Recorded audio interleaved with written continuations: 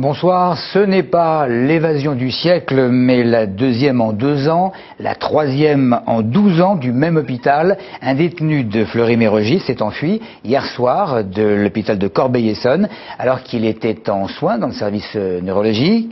Soupçonné de vol à main armée, l'homme a juste eu à ouvrir une fenêtre, marcher sur la coursive le long des murs de l'établissement et descendre par un escalier de service. Policiers et personnels soignants font remarquer qu'il n'existe aucune chambre sécurisée dans cet établissement et Christophe Garnier, évidemment, est allé se rendre compte sur place. Il nous a fallu à peine quelques minutes pour nous retrouver dans cette chambre de l'hôpital de Corbeil-Essonnes sans que personne ne nous remarque.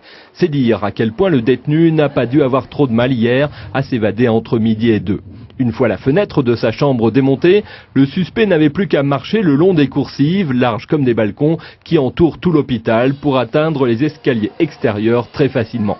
Le personnel soignant fait remarquer qu'il n'a pas vocation à garder des détenus et que malgré une évasion similaire il y a 2 ans et celle d'Abel Ferrara du même établissement il y a 12 ans, il n'existe toujours aucune chambre sécurisée dans l'hôpital de Corbeil. Il faut aujourd'hui avoir des chambres sécurisées, non pas de devenir un hôpital carcéral, mais avoir des chambres sécurisées pour pouvoir accueillir dans de bonnes conditions les détenus qui ont besoin de soins aujourd'hui.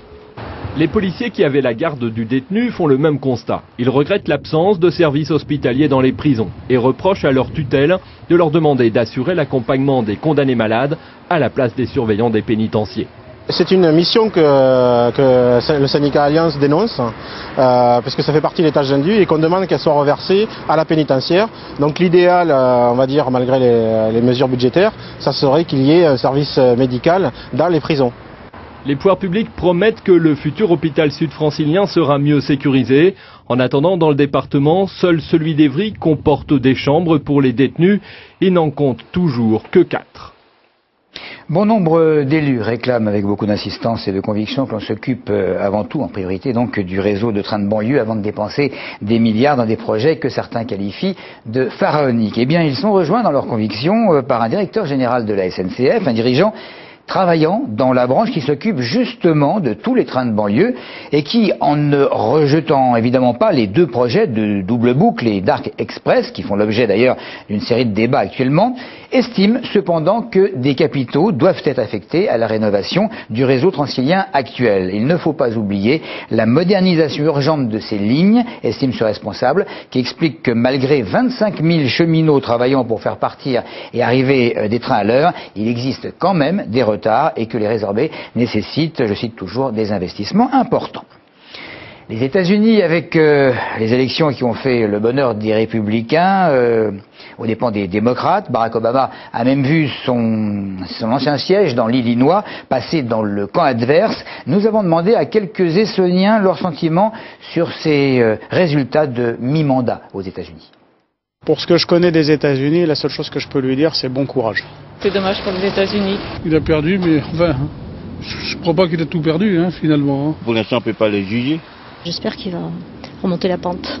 Et il n'a pas de chance. Les gens ne se rendent pas compte qu'une crise, ça se résout pas comme ça, en soufflant dessus. Je souhaite que tout se passe bien pour lui, quoi. Enfin, que tout ce qu'il a entrepris, il ait eu le temps de le finir, quoi. À chaque fois, au mi-mandat, il perdait un petit peu, le parti qui était au pouvoir perdait, et puis après, au bout de 2 ans, il reprenait la majorité. Je lui souhaite bien du courage. Je trouve qu'il fait très bien son travail. Il a déjà fait quelque chose d'assez important pour toutes les communautés, parce que c'est pas parce qu'il est noir qu'il faut qu'il pense qu'au noir. Il y a tout un ensemble de populations. Je trouve que c'est bien qu'il fasse quelque chose au niveau de la santé pour que ce soit disponible pour tout le monde. Qui persiste dans sa réforme. J'ai aussi de la famille en Amérique. Il m'a dit non, pour l'instant, ça n'a rien changé, au contraire. Moi, je suis américain, donc j'ai voté pour lui, et je suis pour lui. Donc je ne comprends pas et c'est dommage qu'il a perdu. Voilà. C'est à Sainte-Geneviève-des-Bois que le chapiteau du don du sang s'est installé ce matin, jusque dimanche soir.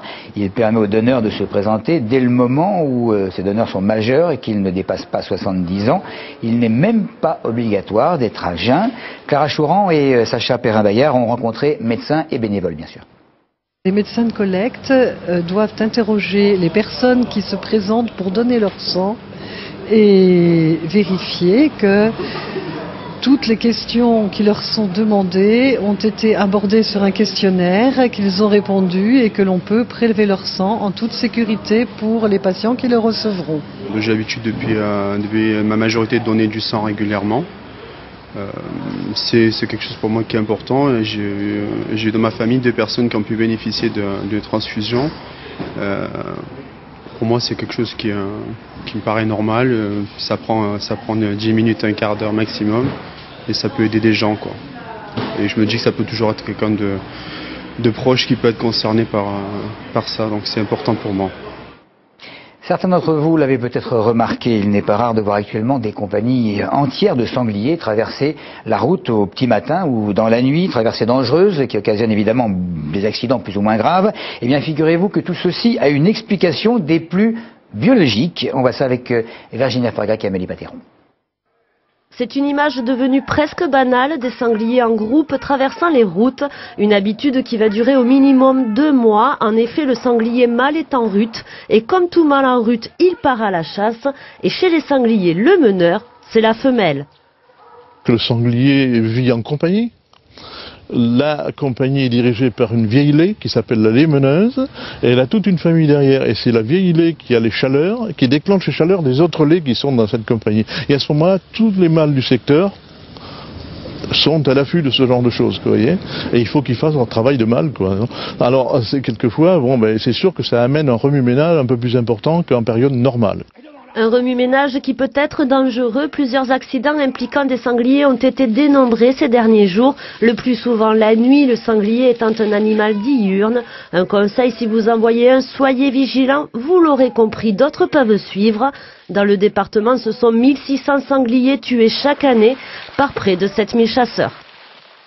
Le sport avec la boxe tout d'abord et Malik Bouziane qui ne s'inquiète pas mais qui ne connaît toujours pas le jour qui aura été choisi pour son championnat d'Europe des coqs. Ça se passera en Angleterre. Le tenant du titre, je vous rappelle qu'il s'agit de Jamie McDonnell, mais son équipe n'a pas l'air d'en savoir un peu plus. Selon le règlement, le combat devrait avoir lieu avant le 6 décembre. Sinon, on peut considérer que ce combat se déroulera en janvier, voire en février. En attendant, le champion essonien prépare son professorat de sport. Et puis, le foot avec le tirage au sort du 7e tour de la Coupe de France, et Olivier Roche m'a fait savoir que Viry s'en sortait bien parce que Viry va affronter Tourcoing, un club de promotion d'honneur. L'équipe de Sainte-Geneviève est un petit peu moins chanceuse puisque les Genevéens accueilleront le Paris FC, club de national, et les rencontres, je vous l'indique si vous ne le savez pas, devraient avoir lieu les 20 et 21 novembre prochains. Voilà pour l'essentiel. Merci de votre fidélité.